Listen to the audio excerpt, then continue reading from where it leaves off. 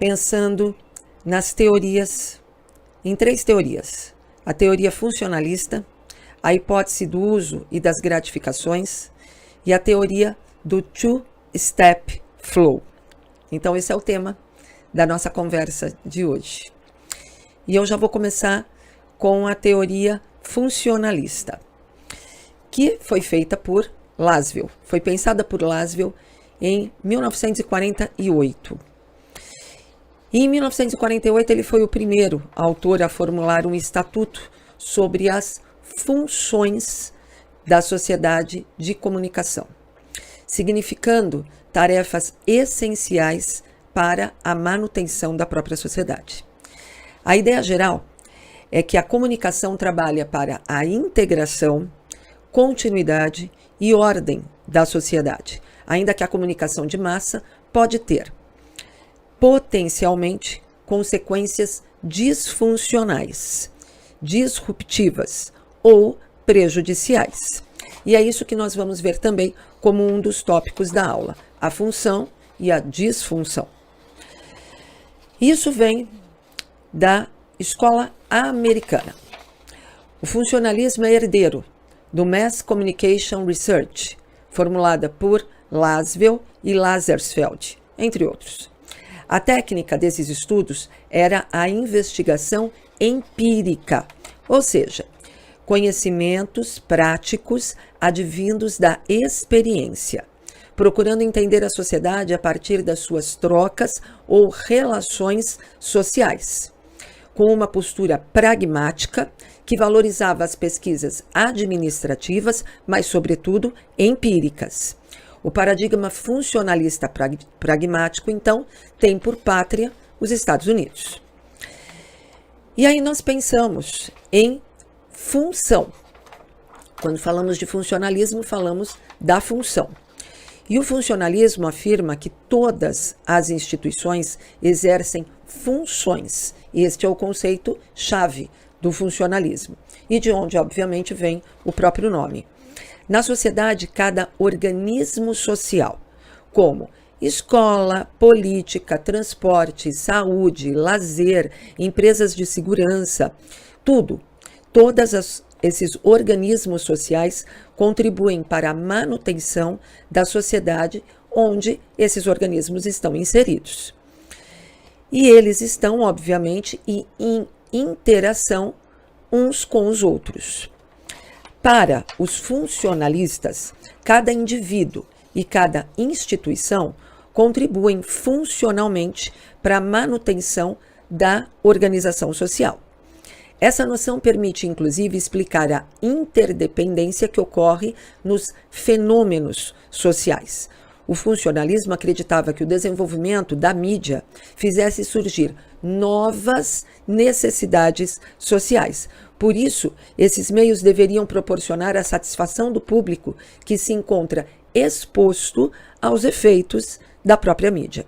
Diante disso, o conceito de função ganha um importante destaque, uma vez que o objetivo é apresentar qual é o sentido, a importância e o papel desempenhado pela mídia e de que forma a sociedade se beneficia dessa comunicação midiática.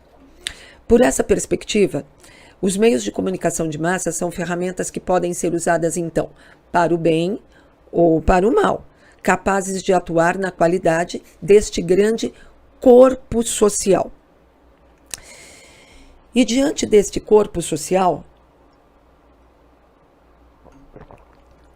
os funcionalistas fazem uma relação com o próprio corpo humano. A teoria funcionalista, então, diretamente influenciada pelo positivismo, buscava a compreensão dos fenômenos sociais, estabelecendo uma analogia entre o corpo social e o corpo humano, o biológico. O funcionalismo analisava a organização social, bem como os papéis desempenhados pelos membros e pelas instituições, procurando um paralelo entre esses dois corpos, o biológico, humano, e o social. Da mesma forma, então, era desta forma explicado. Da mesma forma que no corpo humano, pulmão, coração, rim, sustenta a vida de um ser humano, uma instituição social, como a família, a igreja ou a escola, mantém a ordem social vigente. Ou seja, para o bom desenvolvimento é necessário que todos os órgãos estejam funcionando em sua plenitude. As funções sociais não devem trabalhar separadamente, pois assim os próprios seres humanos ficam prejudicados. Dessa maneira, todas as instituições devem funcionar juntas e de forma coesa, assim como no corpo humano. Isso quer dizer que cada realidade existente se define por uma função, isto é, pela atividade que lhe cabe em conjunto com os outros organismos sociais com os quais eles estão interligados. E para isso, obviamente, a comunicação tem um papel fundamental de distribuidor desta informação que vai interligar esses organismos sociais. A compreensão do paradigma positivista só é possível a partir da noção de que a divisão social do trabalho traz consigo, antes dos efeitos econômicos, também efeitos morais. Quando duas ou mais pessoas dividem uma tarefa, elas estabelecem relações de solidariedade, mas também de funções sociais. Eu vou entrar com alguns exemplos. Do ponto de vista pragmático, a teoria funcionalista desloca o interesse dos efeitos da comunicação de massa para as funções exercidas pelos meios. A lógica que regulamenta os fenômenos sociais é constituída por relações de funcionalidade, como manutenção do modelo e do controle das tensões, adaptação ao ambiente, perseguição de objetivos, defesa de território, aumento de produtividade, integração. Deve existir fidelidade entre os elementos de um sistema e fidelidade ao próprio sistema no seu conjunto. Para isso, a difusão de informações desempenha duas funções com relação à sociedade. Aí entramos nós, então, com a comunicação. Alerta aos cidadãos ante ameaças ou perigos e fornecendo instrumentos para certas atividades cotidianas institucionalizadas na sociedade, como, por exemplo, as trocas econômicas. Com relação ao indivíduo, os meios de comunicação desempenham três funções: atribuição de posição social e de prestígio às pessoas e aos grupos que são objetos de atenção por parte da mídia, ou seja, aqueles que podem fazer parte do conjunto midiático. Legitimação de pessoas, grupos e tendências sociais.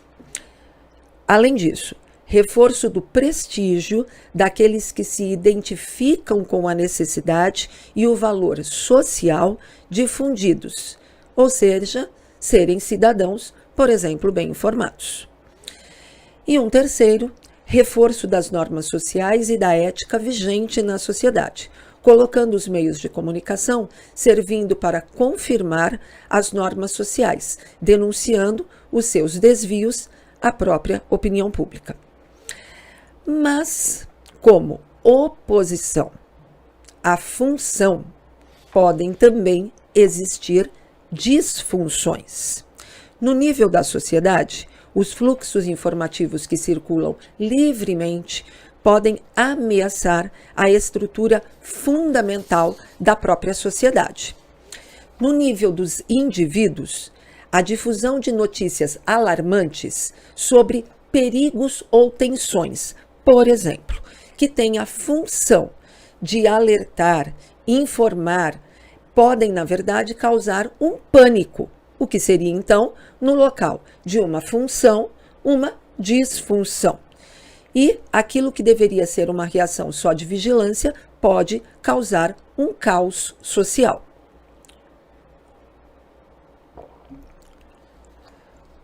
Por outro lado, existe, então, essa disfunção narcotizante.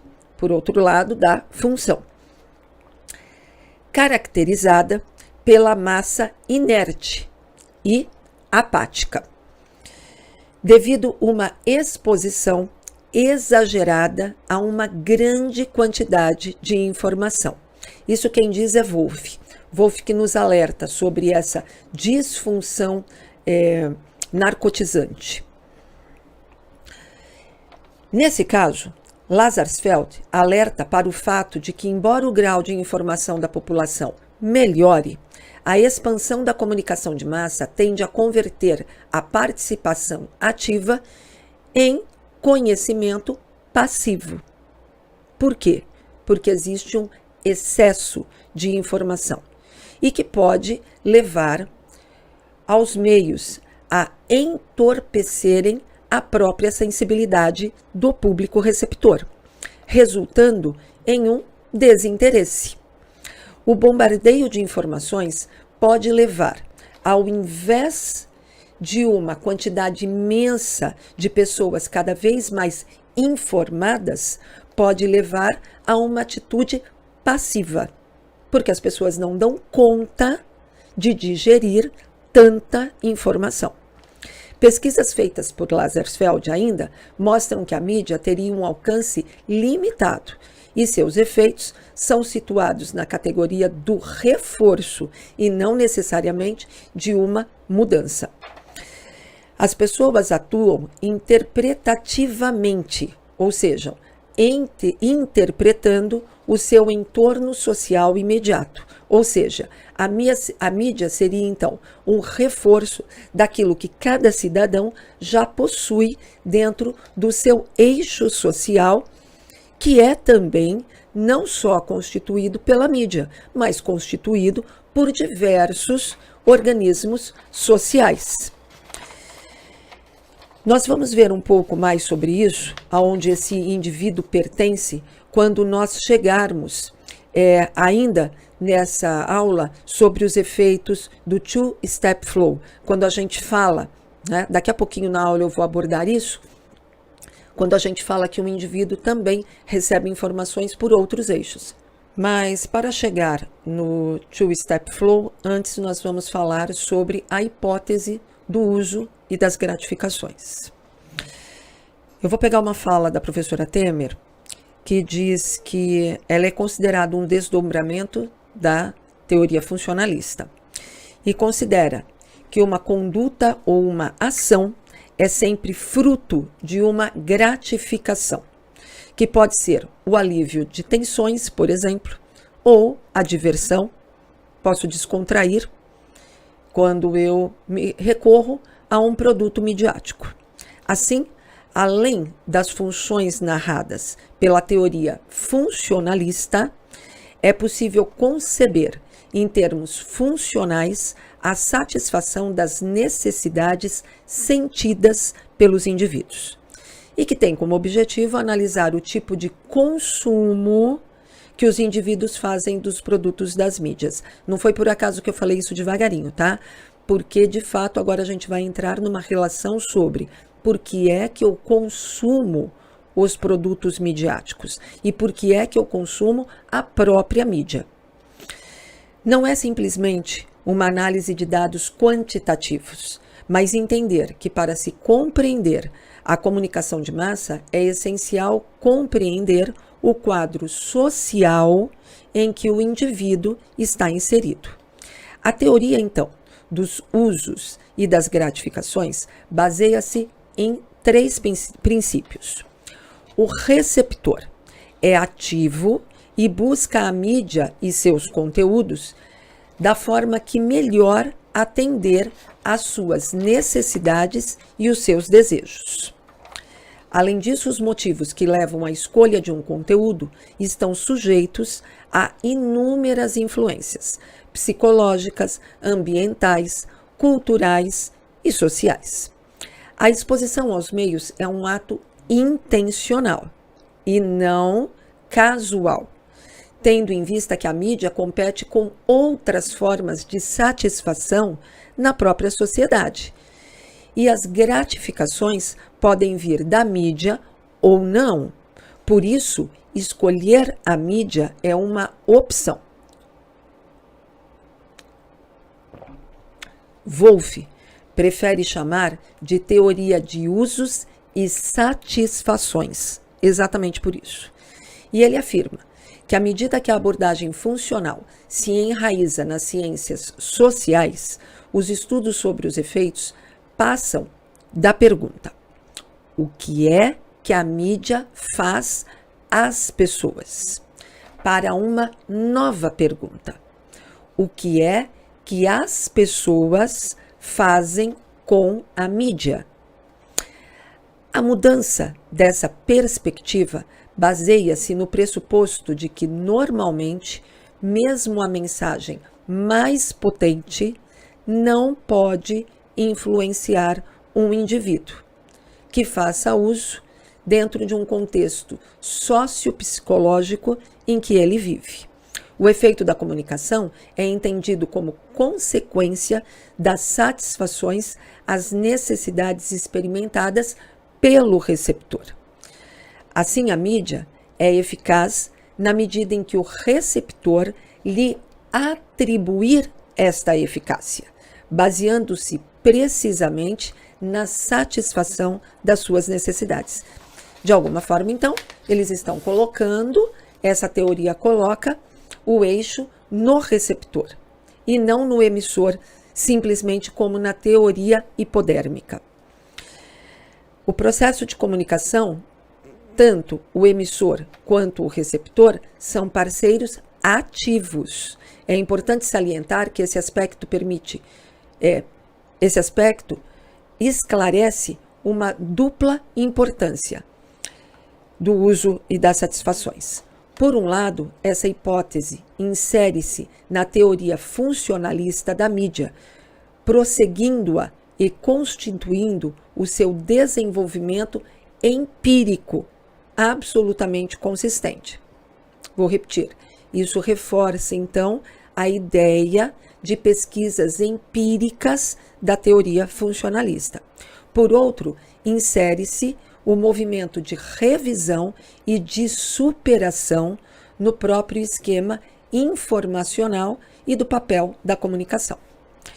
Com ênfase sobre o consumo dos produtos midiáticos, é Wolff ainda que destaca a utilização e os efeitos da mídia numa estrutura de necessidades que caracteriza o receptor, distinguindo então 5 classes dentro dessa satisfação. Necessidades cognitivas, aquisição e reforço de conhecimento e de compreensão. Necessidade afetiva e estética, necessidade de integração a nível da personalidade, como segurança, estabilidade emotiva, incremento de credibilidade ou até uma posição social. Necessidade de um reforço dos contatos interpessoais com a família e os amigos, e uma necessidade de evasão, ou seja, o abandono das tensões e dos conflitos. Num outro eixo, ele destaca o contexto social em que o destinatário vive e que pode, nomeadamente, relacionar-se com o tipo de necessidade que favorece o consumo da mídia e dos seus produtos, atribuindo também 5 modalidades. A situação social provoca tensões e conflitos, levando à sua atenuação através do consumo midiático.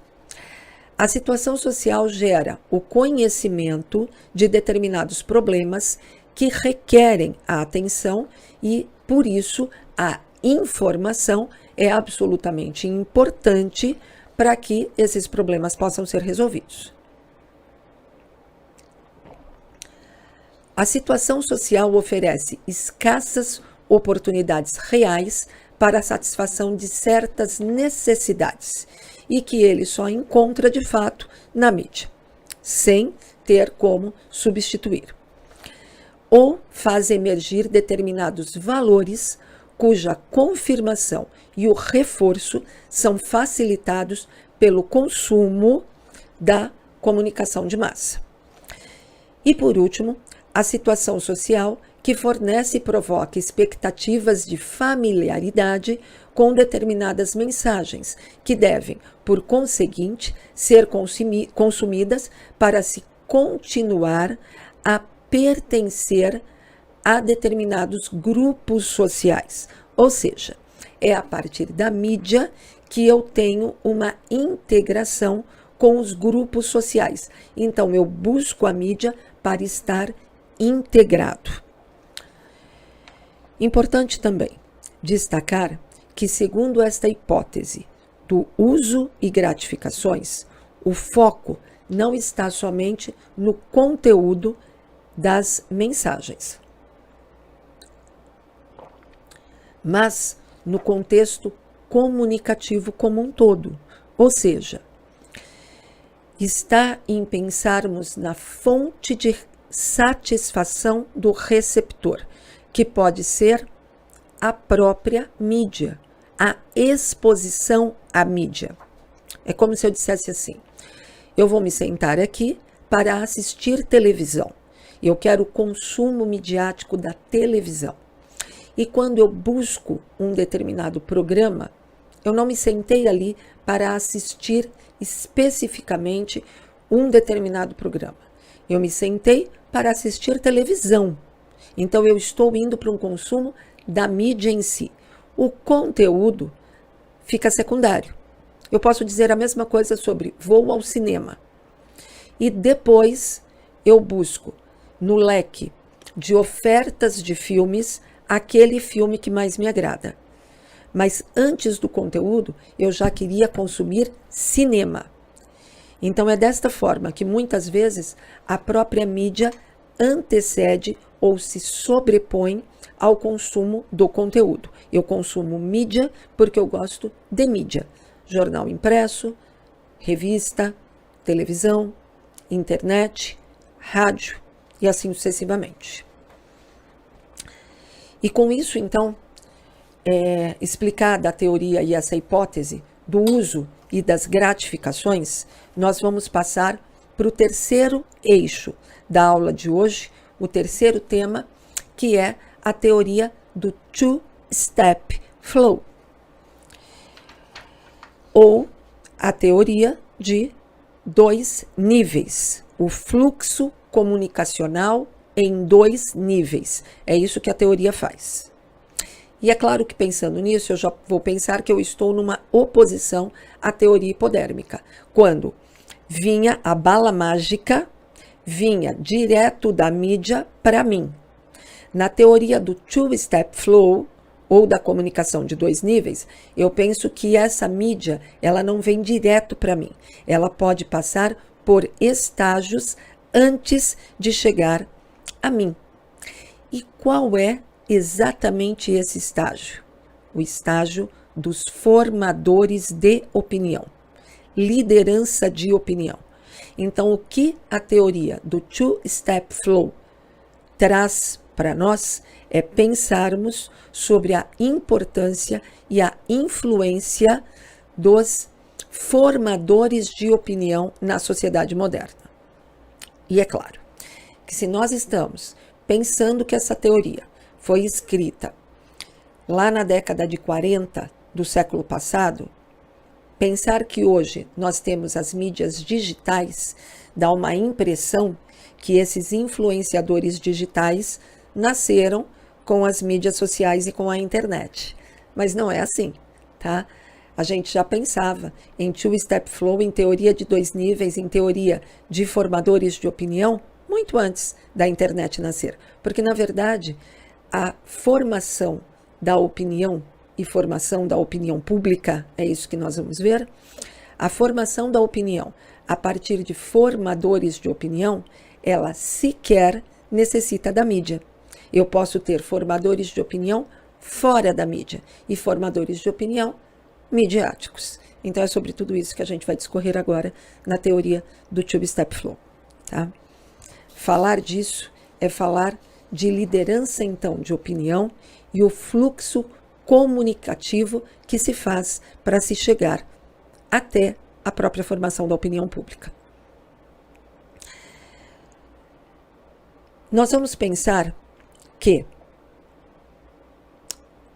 a gente pode se basear em um ambiente social totalmente relacionado a processos de influência pessoal em que a personalidade do destinatário se configura também a partir dos grupos de influência que ele escolhe para ter para a vida dele.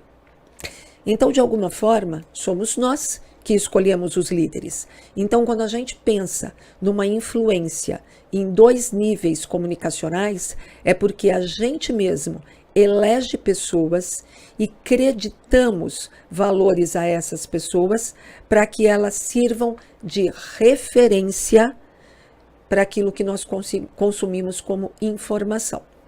E nisso eu estou relacionando grupos familiares, amigos, profissionais, religiosos, esportivos, enfim, os mais diferentes grupos sociais com os quais eu me relaciono e aos quais eu acredito importância de valores e de julgamentos para servirem para mim como base e como referência.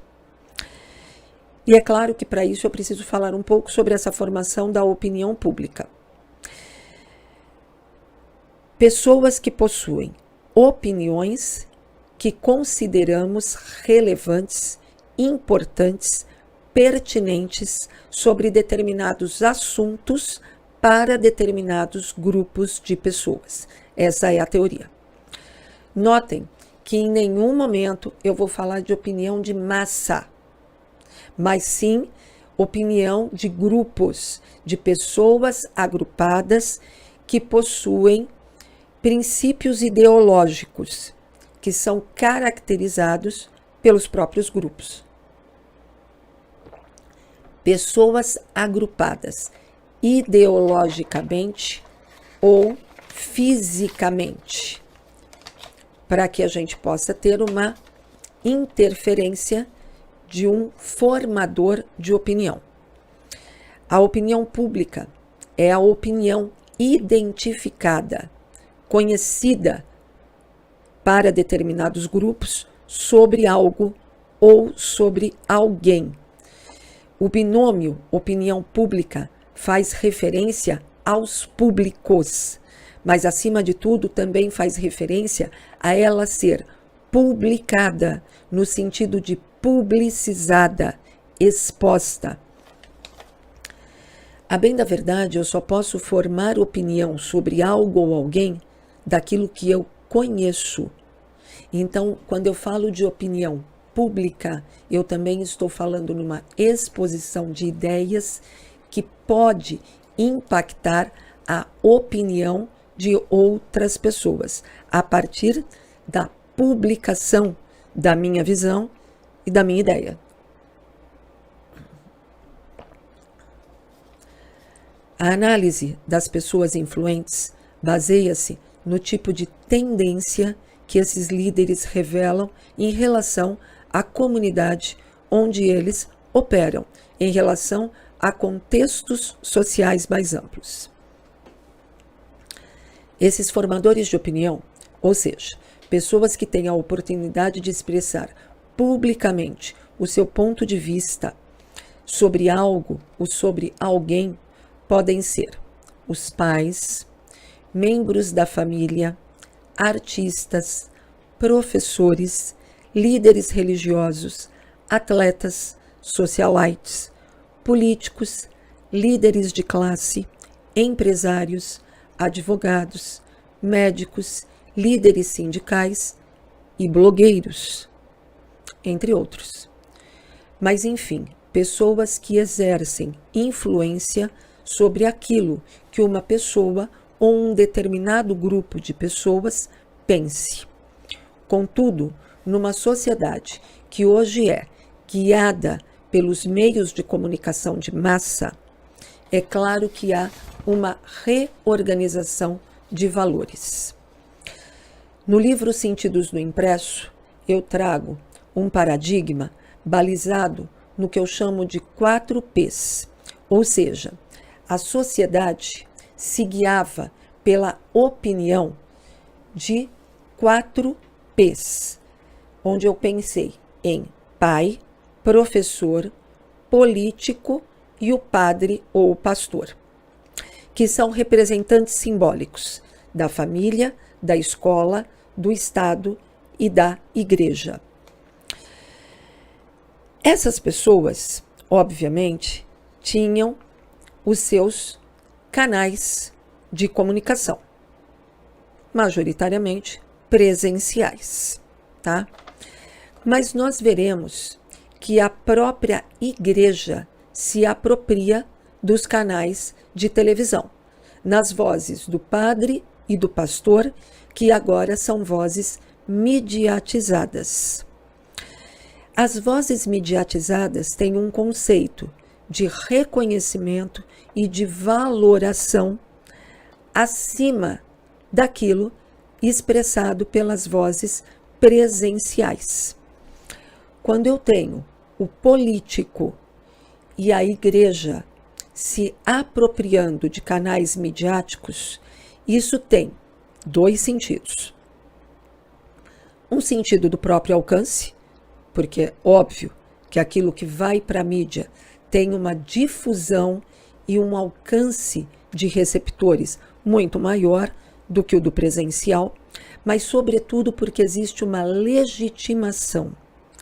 As pessoas aprenderam a consumir mídia antes da ida da igreja ou da própria política para os meios de comunicação.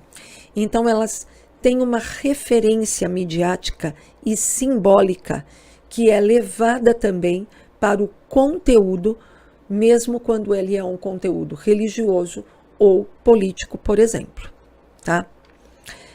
Pensar de fato que nessa ideia, quem ficou de fora foram os pais e os professores, que não ocupam o discurso midiático. Por isso que o discurso do pai, e aqui quando eu falo pai, obviamente eu estou falando da representação familiar, simbólico. Eu posso aqui falar de mãe e de família, ok? Quando eu falo, então, do discurso familiar e do discurso do professor, que é família e educação, esses 2 eixos não entraram para o eixo midiático. A gente continua tendo uma tentativa de persuasão dos nossos públicos a partir de canais dirigidos, que não compreendem a simbologia dos canais midiáticos. E por isso, muitas vezes, é um discurso descredenciado, porque ele não tem o glamour que as pessoas pensam a partir daqueles que ocupam a mídia. Então, a família e o professor continuam em um discurso que não passa pela estética da glamorização. Os discursos da família e da escola, na pessoa do professor, são discursos de conteúdo e discursos de uma persuasão de sentidos que não é esteticamente construída pela glamorização midiática. Então é isso que a gente tem que pensar muito fortemente, que muitas vezes a gente diz, eu acredito muito mais naquilo que um youtuber falou do que naquilo que um membro da minha família falou. Mas é porque eu não estou olhando só para as questões do conteúdo, eu estou olhando para a questão da estética de glamorização. E às vezes a gente quer ser muito mais parecido e próximo daquele que tem o glamour, o dinheiro, o status e a fama de quem está na mídia, do que aquele que está do lado da nossa família e que não tem o mesmo glamour, o mesmo status, o mesmo dinheiro e a mesma fama que um indivíduo midiático. Esta é a relação por que que os líderes de opinião midiáticos fazem muitas vezes muito mais sucesso do que os líderes que são presenciais. E eles abraçam, obviamente, muito mais gente. Mas nesse ínterim eu também quero falar sobre lideranças locais e lideranças denominadas cosmopolitas, mesmo falando de mídia, porque eu tenho mídia local, mas eu tenho mídia nacional e internacional.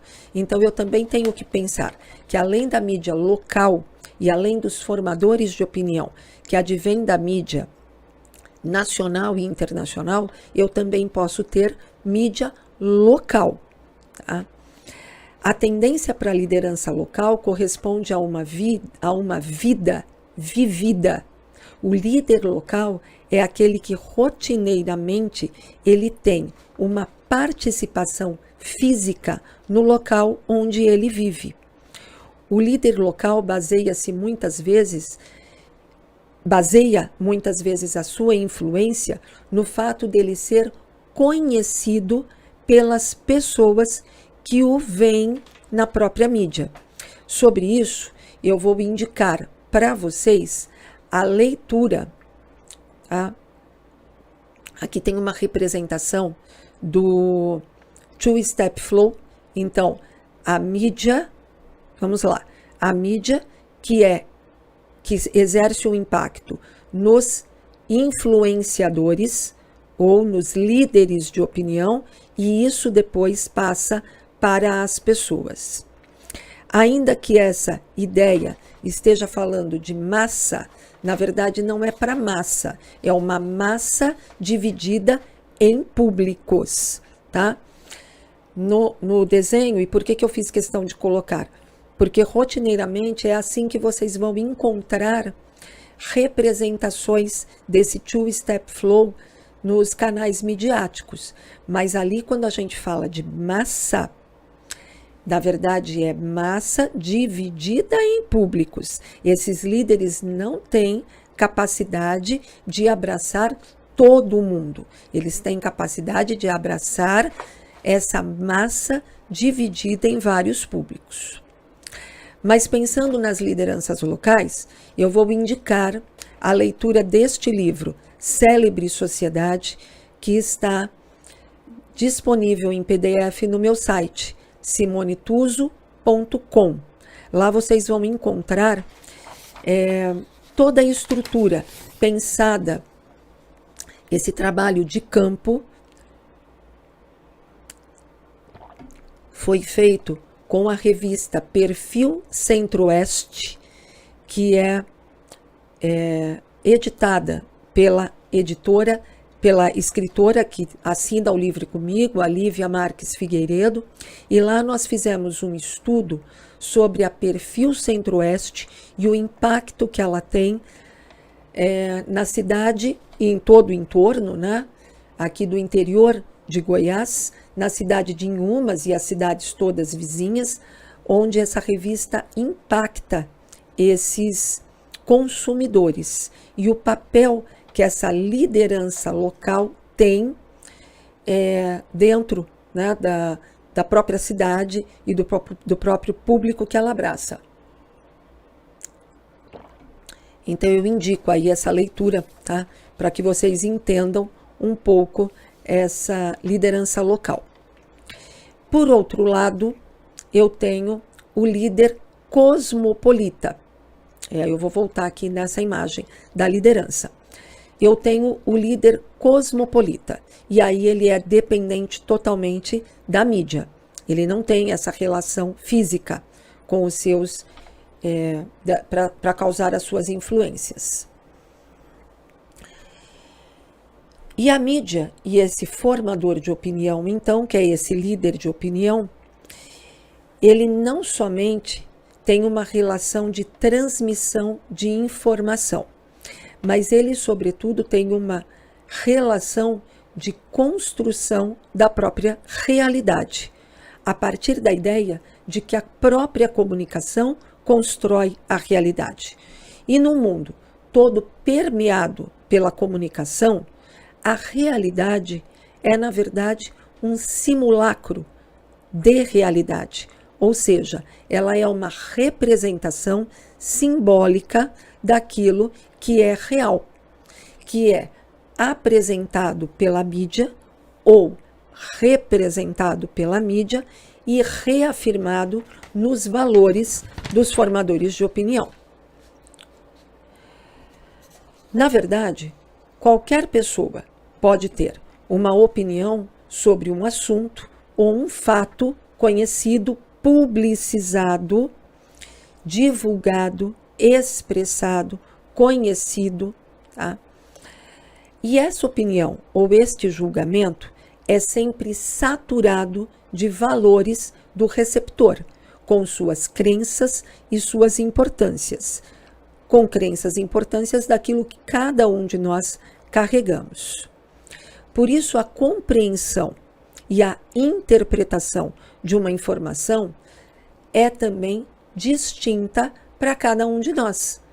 Porque compreender e interpretar uma informação requer o repertório e todos os valores e o pré-julgamento que cada um de nós tem sobre determinada pessoa, produto, lugar, enfim, sobre qualquer coisa. Alguns interpretam essa realidade sozinhos e fazem esse julgamento de valores também por si só. Mas muitos e cada vez mais são aqueles que buscam esta interpretação em um líder de opinião. José Marques de Mello vai nos trazer um fenômeno chamado de bandwagon effect, para a tendência que algumas pessoas têm de seguir outras pessoas. Esse termo do bandwagon effect é do século passado e acontece nos Estados Unidos quando uma banda saía pelas ruas em cima de uma carroça, sobre uma carroça, e ia tocando. E conforme esses músicos iam tocando pela rua, ele ia atraindo as pessoas, atraindo as multidões, que não sabia muito bem para onde estava indo, mas que ela era atraída porque gostava da música, porque muita gente estava indo mesmo atrás dessa banda, sem saber muito bem aonde ia chegar, mas movido a uma ação quase anestésica de um processo que era interessante, engraçado, prazeroso. Isso quer dizer que a própria ideia de seguidor, que hoje nós usamos tanto nas mídias sociais, ela tem um efeito que vem desta ideia de seguir algo sem muito pensamento crítico. Então, o seguidor, dentro desta concepção, é aquele que vai na onda, é aquele que vai simplesmente para seguir determinadas pessoas sem pensar criticamente muito bem no que está fazendo. Dentro dessa ideia existe também um outro conceito que é o de fã. Fã é a primeira sílaba, as duas primeiras letras de fanatismo. E o fanatismo, que também obscurece a razão, advém dessa ideia de que todo líder de opinião possui seguidores e fãs, onde, na verdade, não é muito necessário pensar criticamente, mas é necessário que eu tenha um deslumbramento sobre aquilo que é dito, aquilo que é mostrado pelo líder de opinião. Ao se ter uma opinião sobre algo ou sobre uma existência coletiva marcada pela necessidade que as pessoas têm de uma aceitação social. Assim, é importante se pensar que quando a gente segue um líder, a gente tem uma ideia reforçada de que nós não estamos sozinhos. Na ideia do bandwagon effect, muita gente indo atrás da banda quer dizer que eu não estou sozinha e que, por isso, penso que não estou errada, porque estou tendo o mesmo comportamento de muita gente. Se muita gente vai, deve ser bom, então eu vou também. O pensamento de um se reforça no pensamento e na crença do outro. A opinião pública é a soma dessas opiniões individuais, mas ela é também e acima de tudo uma certeza de que a minha opinião individual está somada e reafirmada à opinião dos outros. E é claro que nessa ideia a mídia ganha notoriedade, porque ela consegue fazer com que a sua ideia, a sua informação, o seu conceito seja disseminado para uma quantidade imensa de pessoas. Vamos imaginar, dentro disso, a própria ideia dos discursos. Nenhum discurso é neutro. Todo discurso é sempre carregado de valores, de conceitos e de pré-conceitos. E todo discurso é o que faz com que muito mais o âmbito da opinião, além do âmbito da informação, seja fundamental para fazer com que existam esses seguidores, tá? De alguma forma, muitas pessoas passaram a ter voz na sociedade sem ter, por exemplo, uma base educacional. E como não existe essa influência educacional para construir o repertório desses formadores de opinião, esses formadores muitas vezes estão muito mais recheados de uma bagagem interpretativa e de uma bagagem opinativa, e não de uma bagagem informativa. E é por isso que a gente encontra em vários formadores de opinião uma carga imensa de sentidos. Não é qualquer valor na opinião, não é qualquer opinião que tem valor na sociedade. Aquelas opiniões que a gente mais acredita valores são exatamente aqueles que, na teoria passada, quando eu falei dos usos e gratificações, fazem um sentido para o receptor. Eu preciso ter uma gratificação em seguir alguém. E a minha gratificação, obviamente, ela pode ser e sempre é simbólica.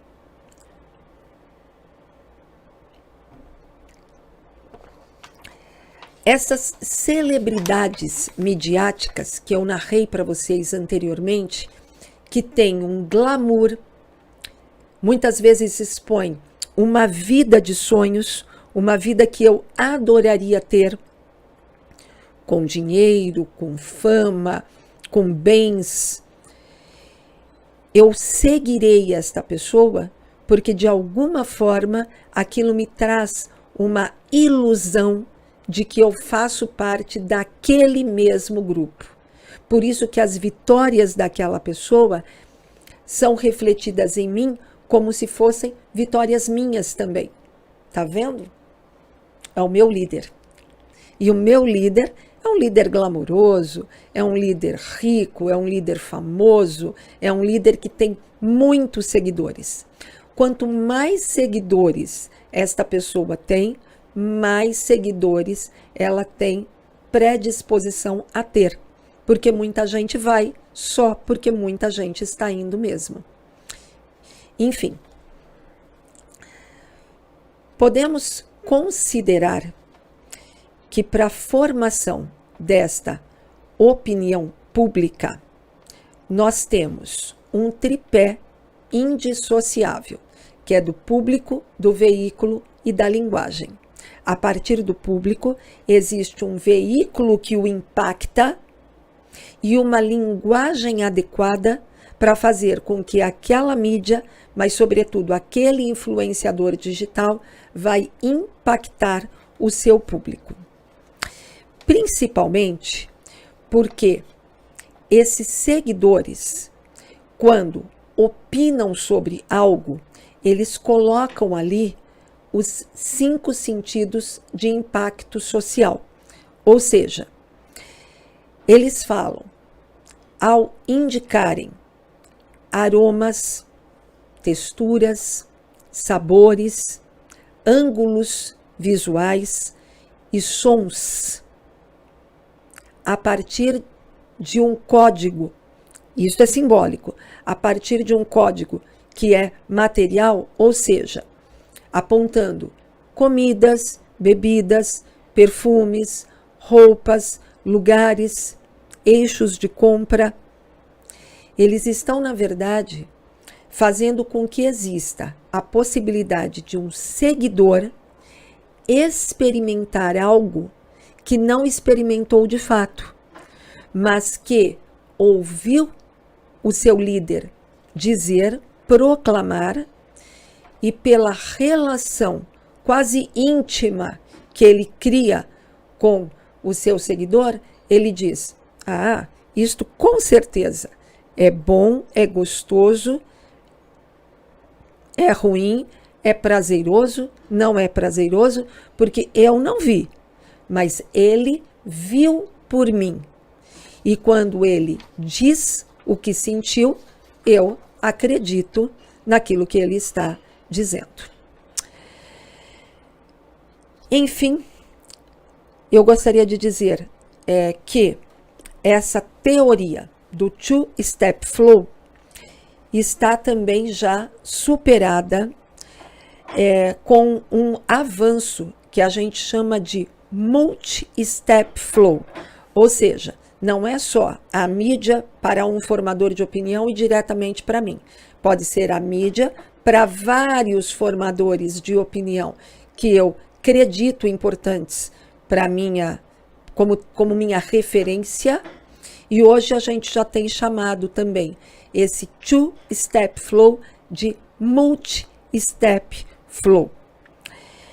Mas se você quiser saber mais um pouco de tudo isso, um pouco então sobre essa formação da opinião pública, leiam o célebre Sociedade para as Lideranças Locais e leiam também Os Sentidos do Impresso.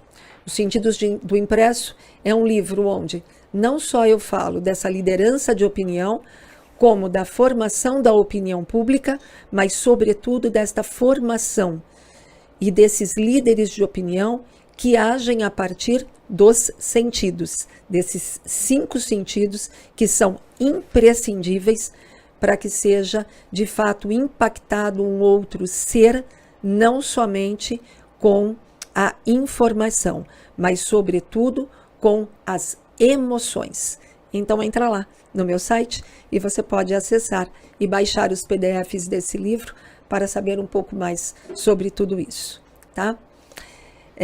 Na sequência aqui do encerramento da minha fala, você encontra a bibliografia de tudo isso que foi dito nesta aula e eu espero que você tenha aprendido e se interessado um pouco mais sobre esses assuntos, tá? Um beijo, fiquem com Deus, até a próxima. Tchau!